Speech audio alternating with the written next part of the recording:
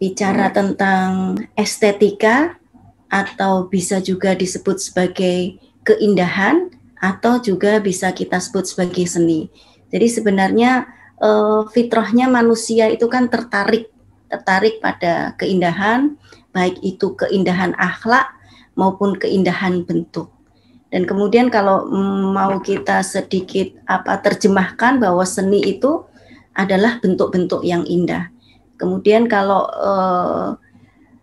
rangkuman dari Khuraisihah bahwa seni itu adalah ekspresi ruh dan budaya manusia yang mengandung dan mengungkapkan keindahan.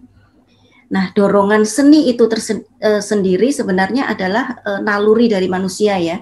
Jadi itu adalah naluri yang muncul dari manusia yang memang sudah difitrahkan, sudah dianugerahkan oleh Allah kepada kita semuanya, kepada hamba-hambanya.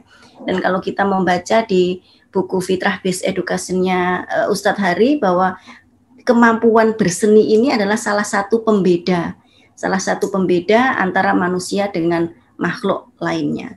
Jadi sebenarnya estetika atau kemampuan berseni ini adalah sesuatu yang harus kita syukuri, harus kita tumbuhkan, dan kemudian harus kita rawat.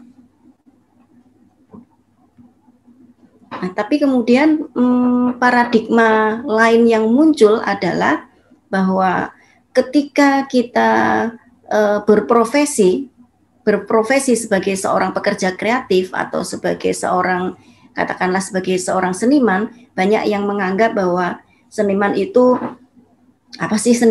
hidupnya serba nggak teratur. Kemudian ada juga yang beranggapan bahwa nggak usahlah berproses untuk menjadi seorang pekerja kreatif, apalagi nggak usahlah bercita-cita sebagai seorang seniman karena seniman itu hidupnya susah gitu ya. Kemudian ada yang bilang bahwa itu kan sebuah pekerjaan yang hanya membuang-buang waktu, kemudian membuat rumah kita berantakan. Terus apalagi ada yang bilang bahwa itu adalah pekerjaan atau kegiatan yang berbiaya, sudah berbiaya tidak menghasilkan untung, lalu kalaupun diperbolehkan ya hanya sebatas hobi sajalah, atau itu kan hanya untuk yang berbakat saja. Jadi kalau untuk kita ya nggak usahlah kita menumbuhkan apalagi merawatnya, karena itu hanya untuk orang-orang yang berbakat.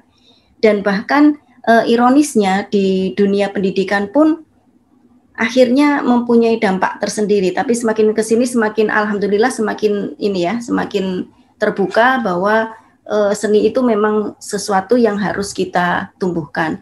Jadi walaupun masih banyak yang menganggap bahwa seni itu adalah bukan pelajaran yang penting, dan bahkan kemudian pelajaran yang harus dikurangi atau ditiadakan, atau kalau misalnya ada kegiatan yang lain maka pelajaran seni itu ditiadakan sama sekali.